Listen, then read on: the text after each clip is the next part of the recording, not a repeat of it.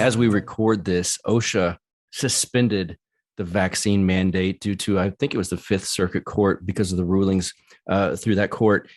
Uh, I don't know that this means like, I didn't want to run around and celebrate the final victory, but I think it is important to point out small victories as we work up to winning the war ultimately.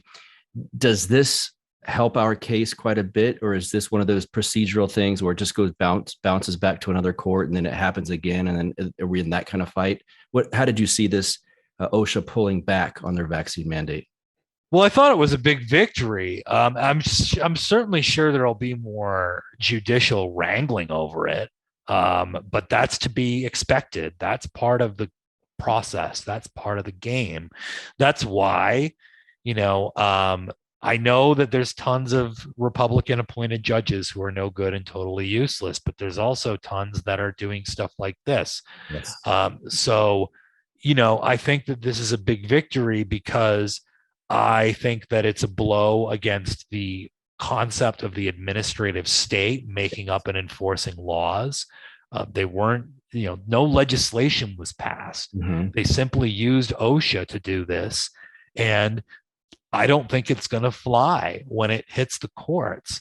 Um, I think that this is a prime example of the type of thing that I'm talking about, where it's like they say, they can say they're going to do anything. And the question is, are the courts going to accept it?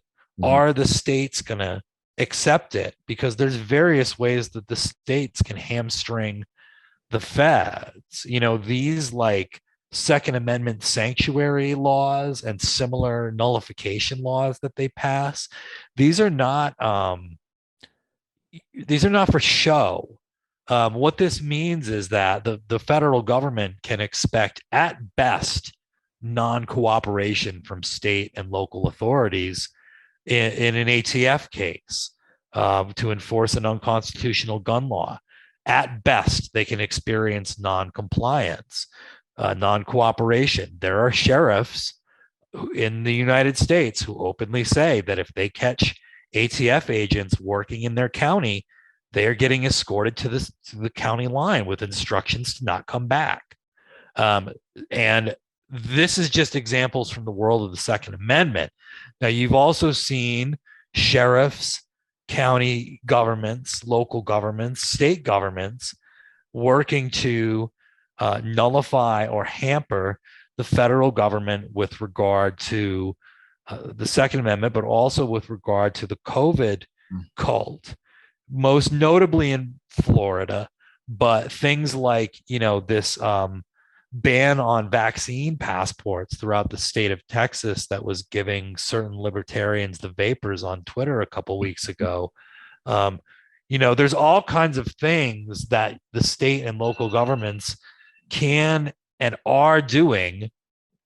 And this is really where the fight is going to happen, I believe. I mean, I think that the federal government is important, and controlling it and using it to the best of your ability is important. I don't think that abdicating, contesting for power is a viable solution by any stretch of the imagination.